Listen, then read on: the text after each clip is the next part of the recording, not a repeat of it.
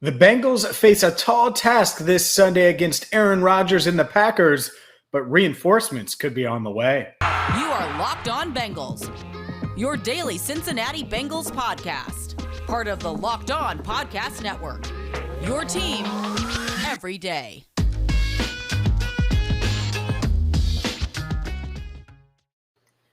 This is the solo dance right here. You just got to hit it. Oh, no, Jake. Well, at least for right now. I'm James Rapien. What up, and welcome into the Locked On Bengals podcast. Jake Liscow going to be joined by Peter Bukowski of Locked On Packers for our crossover later in the show. So if you're looking for Jake, you will get Mr. Beard and Glasses himself in just a few minutes here on Locked On Bengals. But you're stuck with me for the next few minutes, and we're going to dive into the Bengals injuries today before we get the latest on Green Bay and the Packers and Aaron Rodgers and how tall of a task it is, because my Lord, my head is spinning with all of the ways a team and a quarterback like Aaron Rodgers can beat you. But before we dive into that, a quick reminder, hit that subscribe button on YouTube. Make sure you follow wherever you get your podcast, because we are the only daily Bengals podcast out there. So if you're looking for Bengals coverage, Jake Liscow and myself, the dynamic duo, we're going to bring it to you daily. Make us your first listen. Make us your first listen in the morning. We had so many listeners last week say that, in the morning. I had wives saying, man, we hear your voice. I hear your guys' voice before I talk to my husband because he's already got it on. Well, one, thank you, husbands. Two, shout out to the ladies that are listening. And three, tell a friend that's a Bengals fan, because we're the only daily Bengals podcast out there. So let's dive on in. This injury report is lengthy. On Wednesday, I was at practice, so I can give you a firsthand account of who looked good, who didn't, and we'll dive into it here. First, let's talk about the injury report as a whole. Jessie Bates practiced in full, and not a shock at all. During the limited time I was there, and basically all the media is allowed to be there for about 30 minutes or so of practice. And I posted some video at allbengals.com of Bates, Higgins, and Awuzie. But let's start with Bates. I think he looked really good. He was cutting in and out and, of his breaks in different individual drills, and was running well. And look, it sounds like he was dealing with a stinger. And on a short week, it was just the Bengals wanted to play it safe with him, and they did, and they were able to win anyways. So that's good news, especially when you're playing a guy like Aaron Rodgers, right? So one good news. The second good news is T. Higgins returned to practice. He was limited, but I thought he looked good. And he was extending his arms for the ball dealing with a shoulder injury. That's certainly something that you want to see. And it didn't look like he was in pain. He was certainly moving well. So it seems like things are pointing in the right direction there. And it's one thing for Zach Taylor to say it. It's another for us to see it. And I thought he looked good. So hopefully he continues to move in the right direction. The fact that he was limited on Wednesday certainly bodes well for his chances of playing Sunday against the Packers. The same goes for Chidobe Awuzie. Now, he was dealing with a groin injury and still is. He was limited, but he returned to practice. And I watched him, flip his hips and run during individual drills with other defensive backs. And, he was going through the stretches, doing the karaoke and the side-by-side, all the different things you do to get your hips and your legs loose. And he looked good. It didn't look like he was struggling. It didn't look like he was favoring it. And it was a little misty. I wouldn't say rainy. It was misty at the practice fields across from Paul Brown Stadium. And he didn't, it wasn't like he was batting an inch or batting an eye when it comes to that. So we'll see with Awuzie, but you certainly want to have as many members of that secondary on the field. And there's a chance that Sunday is the first time the Bengals' complete secondary is on the field, because if Awuzie can play and Trey Waynes can play, and obviously Mike Hilton, well, then that's the first time we're seeing all three of those guys, plus a Jessie Bates, plus a Von Bell this season, which is exciting for you, exciting for us to see what the Bengals truly have in the secondary. Let's get to the bad, and then I'll get to some other ones, because those are the big three noteworthy ones as far as good news goes. On the flip side, Joe Mixon did not participate. He was on a stationary bike on the rehab field, and he was in sweats. Didn't have his helmet, didn't have his jersey. And this isn't unexpected, because Zach Taylor mentioned it on Monday. Hey, we're going to be cautious with Joe early in the week, and we'll see how he goes. Taylor also mentioned that he'd want to see Mixon go full speed one day of practice. So we'll see if he's limited on Thursday. I think that's kind of the key, because if he's limited on Thursday and then goes full speed Friday's basically a walkthrough anyway. Maybe he could play on Sunday. But I don't know why. I just don't have a great feeling about it. Maybe it's last year, and I think a lot of fans are pointing back to last year. I don't know if it's that. I just think when you have a national report from Adam Schefter of ESPN, that says, yeah, he's week to week. And not only that, but Dr. David Chow, former NFL head trainer, says, yeah, I think Mixon's going to miss a little bit of time. It's just tough. And knowing the Bengals and what they do with injuries, they're going to play it on the safe side. They're not going to be, oh, man, you absolutely have to get out there this week. No. If he's 65% or 70%, they may say, no, we want you at 95 or 100% in week 6 against Detroit versus 65 or 70% this week against Green Bay with risk of further injury. So, we'll see with Mixon, but that's the latest on him. Other quick notes: Trey Hopkins didn't practice. Zach Taylor called it a rest day, was listed as a knee on the injury report. We'll see how that goes. Deontay Smith was also out with an illness. Xavier Su'a-Filo also out with a knee, which means, and we already knew this, but Jackson Carman, buckle up. It's your third straight start. Larry Ogunjobi, I think, is someone that you guys were worried about. Our listeners were worried about, tweeted us about. He is able to get on the field. He was limited with that knee, and we'll see how active he is this week. Hopefully he can be good to go for Sunday against the Packers, because that's a big key, right, is getting that collapsing pocket up the middle and really collapse that and make Aaron Rodgers have to move. He doesn't move as well as he used to, and if you can do that and you can hit him and you can clog up those lanes, those running lanes for Aaron Jones, it's going to bode well for your chances of winning. A couple other notes: Mike Thomas was limited with an ankle. Stanley Morgan limited with a rib issue. And then Akeem Davis-Gaither was a full participant, even though he had some kind of trap injury or issue that caused him to be on the injury report. Overall, I think this is pretty good news. And if the Bengals are without Joe Mixon, the fact that you're getting Bates, Awuzie, and T. Higgins back, all of which probably more important. That might be a take. People might hate it. I think he's more important, or they're more important to winning, especially when I look at this Bengals team. They're probably going to have to drop 30 on Sunday. And I'm not saying Mixon doesn't help you do that, but you're probably going to have to air it out anyways. And Chris Evans is capable of being a pass catcher out of the backfield. I'm not saying, I'm just saying. So we'll see. But hopefully Mixon can go. Hopefully they have a full allotment of their players. Every single guy is good to go. Oh, and one more quick note. The Bengals did activate Ricardo Allen, the veteran safety. They opened his 21-day window. He practiced, doesn't have to be listed on the injury report because he's not technically on the roster right now. Sounds like there's a chance, probably a good chance, he plays on Sunday, which means they would have to make a roster move, cut someone to clear a spot for Ricardo Allen. Trenton Irwin's still on the roster. We'll see if it's him or someone else. That remains to be seen. Up next, it's Jake Liscow and Peter Bukowski. Locked on Bengals, Locked on Packers. A 2-segment crossover. Peter's great, and certainly worth hanging around to get the latest on Green Bay, and obviously check out Mr. Beard and Glasses himself, Jake Liscow. But first, a word from our friends at Rock Auto, because rockauto.com is a place I trust. It's someone that you can trust because they've been in the business for more than 2 decades. And I've used them for something as simple as air filters.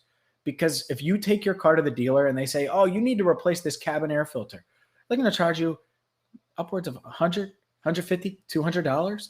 Or you could replace it with rockauto.com and a quick YouTube tutorial, much, much quicker. I'm not that handy, and yet I find myself learning from YouTube and saving money with rockauto.com. Don't spend 30, 50, even 100% more at the dealer or at a mechanic when you can do something like that on your own and handle it. Maybe it's something as simple, like I said, as air filters or changing your oil. Maybe you need windshield washer fluid, or something more serious like a fuel pump, brakes, They have all the parts you could ever ask for. So whether you drive a Daewoo, a Mercedes-Benz, a Toyota, or a Honda, you check them out right now at rockauto.com. See all the parts available for your car or truck, and be sure to write Locked On in there. How did you hear about us box so they know we sent you?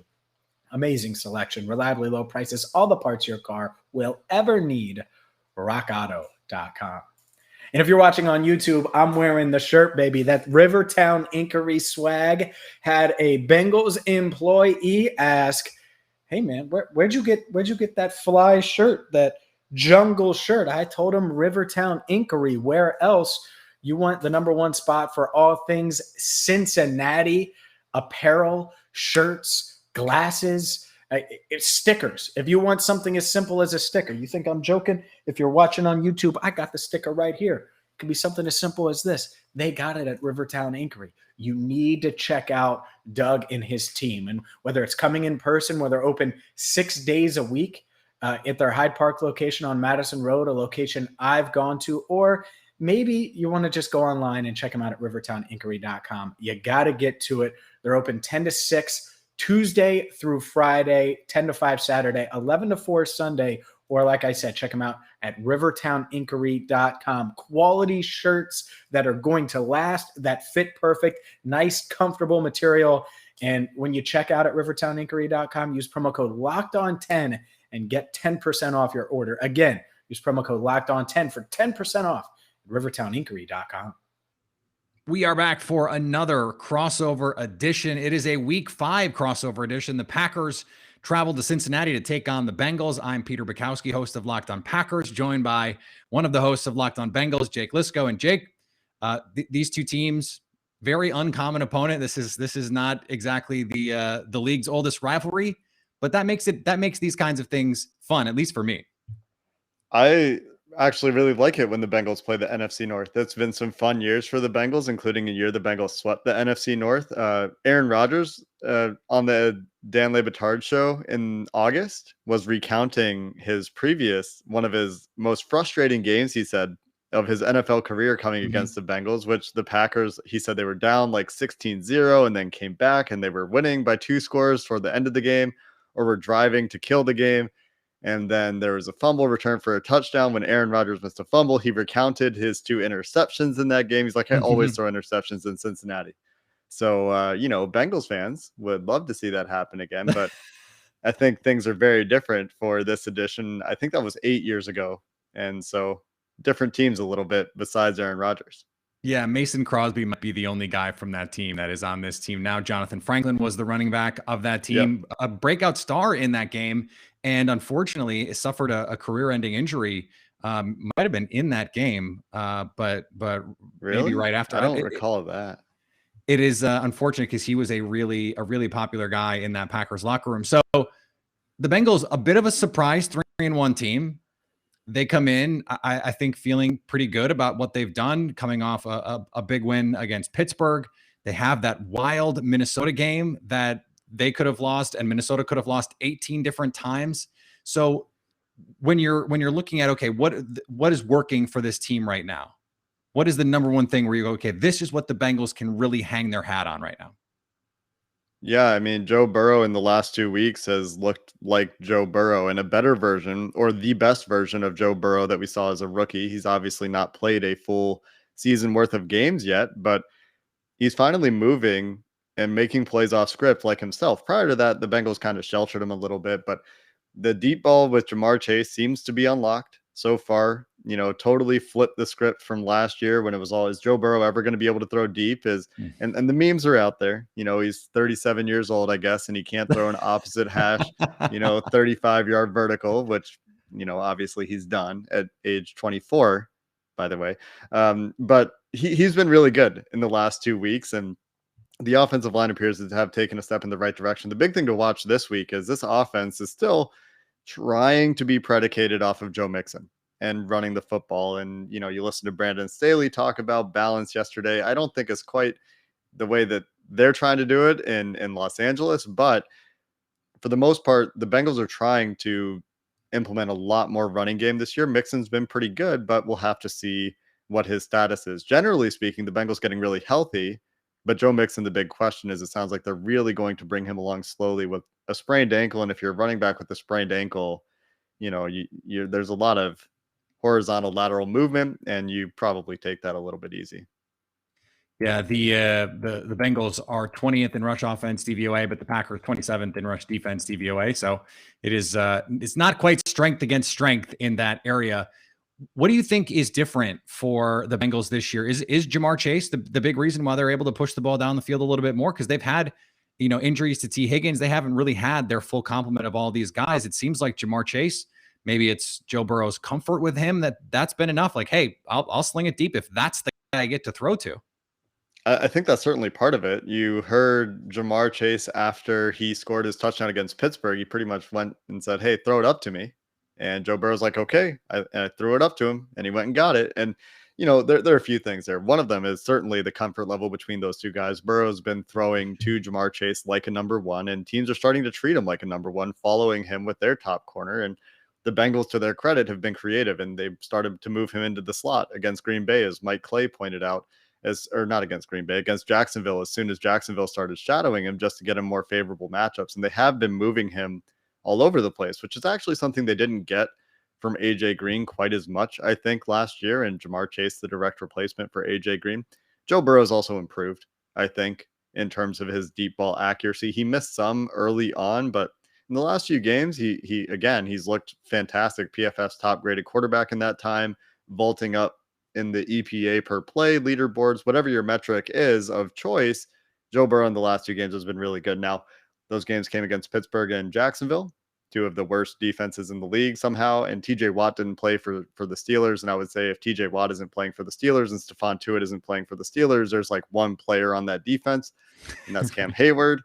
And he was pretty good, but not good enough to mask the rest of the issues going on for Pittsburgh. So, some quality of competition questions for sure. But when I look at the Green Bay matchup, it's like Adrian Amos, Kenny Clark, Preston Smith, and there's no Jaire Alexander. So I see it as another one where Joe Burrow could potentially try to pick apart a defense again if given the opportunity. How do you think they're handling this idea of hey, we like to play from empty. Joe Burrow wants to play from empty. You mentioned the offensive line has taken a step forward. That was the big question mark coming in. You and I talked about it on Locked On today a couple of times. The idea of taking Jamar Chase over someone like Penei Sewell or Rashawn Slater. How has that offensive line coalesced so far this season? Well, the Bengals left tackle has been their best offensive lineman. Jonah Williams has been pretty good this year. I would call him a top, half of the league at least left tackle. And he's been the solid player that I expected him to be. The left guard has been a pleasant surprise. Quentin Spain has taken a pretty big leap from where he was last year, as he was cut from Buffalo and was trying to learn the ropes in Cincinnati. I mean, he was playing tackle in Cincinnati. He's very clearly not a tackle if you look at the way he plays and look at his build, but he's been pretty good at left guard. The concerned center right guard, Trey Hopkins, coming back from the ACL, hasn't been great this year. It's been pretty slow progress from him. At this point, I'm starting to ask the question, have the injuries piled up too much for him? Because he's been dealing with them since coming out of Texas as an undrafted free agent and really slowly working his way into a starting job for the Bengals. Right guard Jackson Carman has had the job for the last 2 weeks. The rookie the Bengals picked, they trade back for and target in the second round very explicitly, and has left something to be desired, I think, of the run game. But as a pass blocker, I've actually been pretty impressed with his awareness, with his general movement ability. There's a touchdown the Bengals scored against Jacksonville where he gets his guy on the ground. The guy kind of trips a little bit, but Jackson Carman helps him to the ground for sure. And there's a looper coming around on the other side of the tackle, and Carman has his head on a swivel enough to go pick it up, kind of prevents a sack and allows Joe Burrow to get left and make the touchdown happen off script. So credit Jackson Carman for that sort of thing, doing a good job keeping his levels in space, doing a good job keeping his head on the swivel, looking for work in pass protection. And Riley Reif at right tackle has been solid, steady. He's not a world beater, but they have Bobby Hart there for years. And Bobby Hart, I don't think is on a team. The guy that was starting at left guard for the Bengals last year, Mike Jordan, not on a team. Billy Price, a subject of unfortunate ridicule because he's a good guy. But, the Bengals won that trade, getting BJ Hill from the Giants for Billy Price. Defensively, and I almost feel bad because we spent a lot of time talking about this Cincinnati offense, and the defense has quietly been quite good. They're 5th in DVOA coming in to this game, 11th against the pass and 6th against the run. The thing that has really stood out to me is their front has been much better than it has been in years past. They add Trey Hendrickson, Larry Ogunjobi, who's been quite good for them, and Sam Hubbard as well, who just got the extension. So what has been the difference for this team this year? The glue is DJ Reader playing like the stud he was expected to be when the Bengals got him from Houston. He was hurt for most of last year, but he's really been underrated signing. He's been playing great too. And it's not just like as a run defender where he's been very good and is a reason that the Bengals linebackers look like they're all in the top 20 or so of the league. Specifically Logan Wilson, who actually has taken a massive step forward, but is very much helped by a pretty dominant interior defensive line in front of him that's keeping him clean, letting him make plays. And to his credit, he's making those plays and has like 3 interceptions this year, which you certainly take for your second-year linebacker from Wyoming, your 3rd-round pick. But DJ Reader, he's listed on the Ourlads depth chart twice at linebacker. Is that right? He's listed at 2 linebacker spots as the starter. There you go. He only plays one of those spots, but he is the every down linebacker for the Bengals. Jermaine Pratt, Akeem Davis-Gaither used a little bit more flexibly, but he's been really good. But the big thing is, that front playing great. Trey Hendrickson showing that he wasn't just a Cam Jordan beneficiary in New Orleans. He's been playing pretty well. And the interior defensive line from top to bottom are studs. From DJ Reader, Josh Tupou to BJ Hill, and Larry Ogunjobi, as you mentioned, those guys are all playing great. The last thing I want to get to here before we turn the tables is how they're going to defend Davante Adams, because every team is going to do it a little bit differently. The Steelers brought bracket coverage a ton. Most teams said, okay, we're going to live in too high.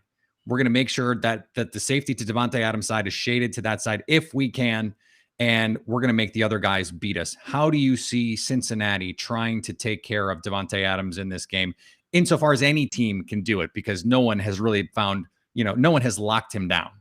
I don't think there's a real way to handle Davante Adams and Aaron Rodgers together because those guys are so good together. But I'm thinking back, like the best receivers the Bengals have played this year are certainly the Minnesota pair and Adam Thielen and Justin Jefferson. And in that game, the Bengals shadowed Jefferson for the most part with their only healthy starting outside corner, Chidobe Awuzie, who's working back from a groin injury this week, but is at this point expected to play in practice this week. It wouldn't surprise me to see them do that again to some degree. I think he's a little bit better in terms of changing direction and hanging with those good route runners like Adams. And you'll probably see them try to put speed on speed with Trey Waynes against the, some of the deep threats. Why am I forgetting his name? Marquez Valdes-Scantling is on IR, unfortunately, so he's not going to be in this game. And then they're gonna try and take some deep shots. Alan Lazard, maybe Equanimeous St. Brown gets an opportunity.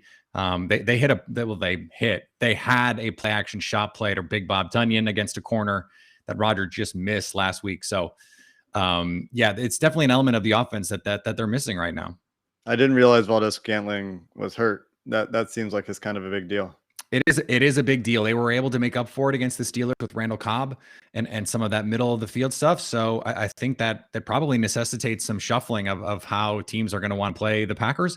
But we only have really one game of evidence to tell us, and the Steelers are a unique beast because of what they're able to do with the way that they're multiple. So the Bengals have been very multiple this year as well. Just to point that out, they have been doing a variety of things. And Ricardo Allen getting back this week might mean you see a lot of 3 safety looks. The Bengals had 3 safeties on the field for like 21 plays against the Vikings in week 1, and Allen got hurt in that game. He coming back this week, you might see a lot of that depending on the personnel the Packers present them with to try to help with Davante Adams.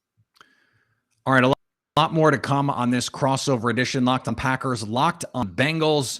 We'll get to that in just a second. But before we do, let me tell you about our friends over at BetOnline, the number one place for you to get all of your sports gambling needs met. They've got a new interface. They do a terrific job getting all kinds of props, opportunities, everything you could want from a site where you put a little money down to make a little money as well. BetOnline has it there for you. Basketball right around the corner, plus a ton of football, golf, is never gone. It's never gone. We've got a big match coming up in Thanksgiving, Bryson DeChambeau against Brooks Koepka. So plenty of opportunities for you to make some money on all of the sports knowledge that you acquire as a listener to the Locked On Podcast Network. Use the promo code LOCKED15 to get, Locked On to get 50% deposit bonus. That's promo code Locked On to get that 50% deposit bonus when you sign up. Peter, let's talk about the Packers, shall we? I'm ready. So let's start with injuries, because I'm not as up to date as I should be. I'm not as prepared as I should be for this particular podcast. But obviously, David Bakhtiari is not available right now. Elton Jenkins playing left tackle. How's the offensive line looking without Bakhtiari? Because Jenkins is a great player, but have they been challenged missing their stud left tackle?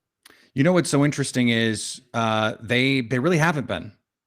There's one or two miscommunications a game that lead to a sack with a lot of young players out there, and other than that, they've held up extremely well. Elton Jenkins, as you mentioned, the starting left tackle with David Bakhtiari out, then he gets hurt. He missed the San Francisco game and the Pittsburgh game. He's week to week. Every week, it's like, okay, we're going to give him the chance to get ready to play. It's killing him to not be out there. We'll see if this is the week that he can be good to go. In his stead, it's Josh Nijman, who has really played surprisingly well. Surprising to me, at least, how well that he's played. Nick Bosa got him a couple times early in that game, and he settled in. The Packers have found ways to chip. They bring Mercedes Lewis over, but they've really, rather than say, okay, we're going to go big in 12 and 21, and we're going to go play action and heavy, and we're just going to run it at you and go play action to protect our offensive line in pass protection. And they've gone the other way. They've taken Bengals route and said, we're going to go empty, and we're going to have 5-man protection. We're going to make you declare coverages, and Rodgers is going to get the ball out in a hurry. And that's what he's done. And what is so unique about that, Jake, is when you have Aaron Rodgers, he's the best 3-step deep ball thrower that I've ever seen. And his ability, he calls it a transition go. It's a quick set and throw over the top. He can throw the back shoulder to Davante, he can throw over the top. When you have Marquez Valdes-Scantling, that makes it a little bit easier to have multiple options to make those plays on. But they're still able to push the ball down the field, even with some of those quick throws. If Elton Jenkins comes back, maybe we'll see a more traditional offense this week. They have John Runyon Jr. in there at left guard. He seems to be the guy that they want to go to right now. We'll see how they spread this thing out when David Bakhtiari does get back, but that's not the case this week. So they're going to have to figure it out. Rookie Josh Myers has been excellent. Top 10 in both pass block win rate and run block win rate. He has been terrific. Calls at the line of scrimmage, slide protections. He doesn't have to do a lot of that because Aaron Rodgers gets to do it. And so that's a nice place for a rookie to be. And Royce Newman at right guard, he's been terrific in pass pro, in run blocking. He needs to get stronger. There's all of the scouting cliches about sand in his pants and all that kind of stuff. He needs to get a little bit stronger to move bodies. But they absolutely love this kid, and he looks like a gem on day 3. And then Billy Turner has had another really strong season. He was really good for them at right tackle last year after a middling season, I would say, at right guard in 2019. He's really found a home at right tackle, and the Packers are going to have some questions on whether they want to move Elton Jenkins to right tackle and Billy Turner to guard when David Bakhtiari gets back. Those are questions for another day, but by and large, this offensive group has done a good job in the pass protection game. In the run game, they're working on it. Sounds like a good problem to have, a problem that Bengals fans would love to have in the near future and may or may not. But has the running game or lack thereof been an impediment? I mean, it looks like the Packers are still putting up a lot of points. When did Marquez Valdes-Scantling get hurt? Is that going to be an impact this week? Because as an Aaron Jones fantasy owner, and you tell me that some of these interior offensive linemen have struggled with the run, and I'm thinking about DJ Reader and how good the Bengals have generally been against the run, Jacksonville Jaguars game notwithstanding, when they got by a lot of misdirection stuff and read option stuff. I'm thinking that Aaron Jones, I hope you get involved in the pass game as a fantasy owner. And from a Bengals fan perspective, I imagine they're all thinking, well, if they can't run, then maybe they can get after Rodgers.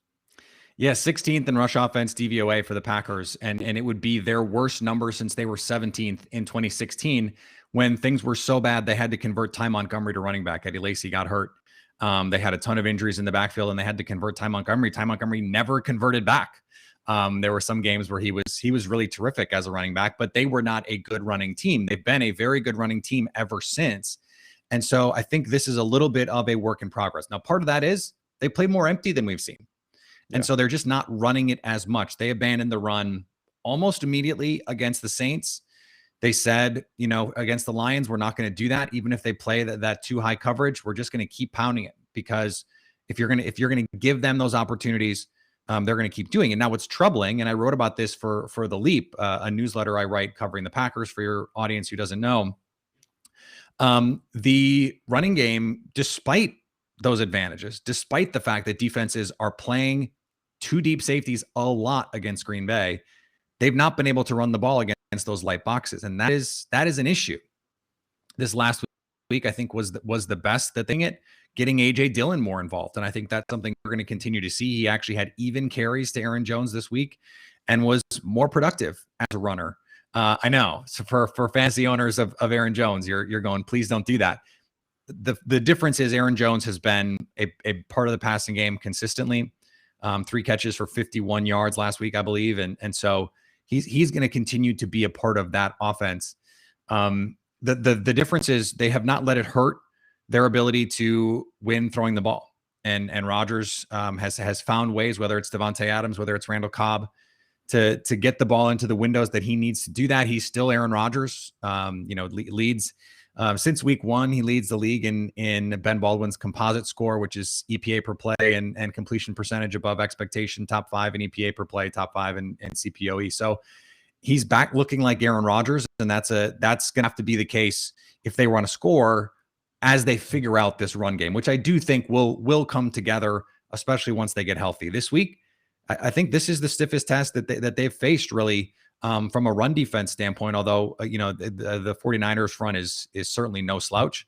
But this is a very good group, certainly an underrated group. I think there's going to be some Packers listeners of, wait, Cincinnati better than San Francisco? Yeah, this year, that's been the case. And so this is going to be a little bit of a rubber meets the road game for this Packers run game. It's going to be interesting to watch because there have been some big plays that have been called back for penalty, and maybe the penalty sprung some of those big plays, but maybe those calls don't go the Bengals' way, and those numbers look different because I think there's still some small sample size caveats that apply. Let's talk about the Packers defense really quick before we get out of here. No Jaire Alexander this week, I believe, is the expectation right now. Yep. On Wednesday as we record this. How has this defense been? I mean, there are some notable names that have been hurt. Kenny Clark, Preston Smith having a bit of a renaissance season as far as I can tell, but are you expecting this defense to be a stiff test for the Bengals? The Bengals offense have had a hard time putting together a complete game, as we discussed on a Locked On Today post-game episode on Thursday. Is this defense going to stand up to some of the defenses like the Bears and the Vikings that the Bengals played earlier this season? I think they can, and I would feel more comfortable saying that with a healthy Jaire Alexander and a healthy Zadarius Smith and a healthy Preston Smith and a healthy Chris Barnes. Like they're dealing with some serious injury issues right now. I think 2 of their 4 best defensive players and maybe just their 2 best defensive players full stop in Zadarius Smith and Jaire Alexander are going to be out. Kenny Clark certainly has a claim to that. He's been playing really, really good football this year. And dominating, especially centers when he gets matched up with them one-on-one. He's been wrecking people. But they've used him a little bit more as a 3-tech to get him against guards, to get him involved in some of those, the games that you can run with the outside linebackers. So it's one of those things, right, where if Kevin King can come back healthy, Eric Stokes has been playing terrific football ever since he was inserted into the lineup, and he was targeted, seriously, Jake, 15 times against Pittsburgh. Yeah. 15 times. Now he's a rookie corner. That's going to happen. And they threw the ball a bunch, but he only gave up 10 completions for 82 yards. So, and had a pick. So that is doing the job of this defense, which, as I've said, like, I want to play the Packers. We're going to play a lot of 2 deep. We're going to, disguise coverages, and we're not going to let you get big plays. And that is going to be the goal again this week. So to your point, Joe Burrow has that accuracy, plays in rhythm. Can he find those matchups underneath and hit the shots when they're there? Because Big Ben had 2 opportunities to hit deep balls against the Packers that he couldn't do. He did hit the one. If the Bengals can hit those, I think they have a good chance. If they don't, it's going to be pretty difficult, because play to play, this Packers defense has been really, really stout, and they've been as disciplined and consistent as they've been in a while. Plus the talent. So it's been frustrating when they do have these lapses, because the rest of the time they've looked pretty good. Yeah, it'll be interesting to see if the Bengals continue to try to run the ball, especially if Joe Mixon doesn't play against some of the 2 high fronts, because like the Packers, they've had issues running into light boxes with 2 deep safeties, and we'll see if that continues this week or not.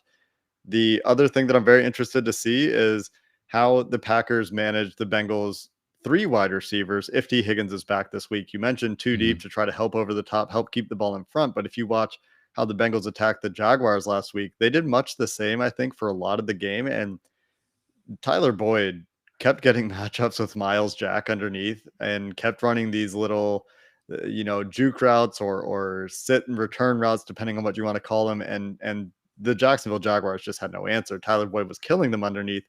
And it'll be interesting to see how the Packers might answer that sort of attack, where there might be some shots, but they're going to have to deal with Tyler Boyd too.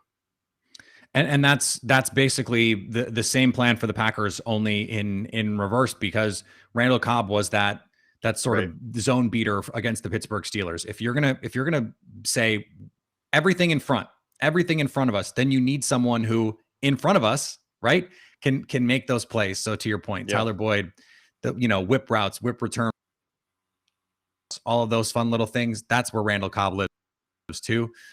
It was just little slant routes, glance routes, deep over routes, just to create a little bit of separation, get him on a linebacker, get him, getting passed off.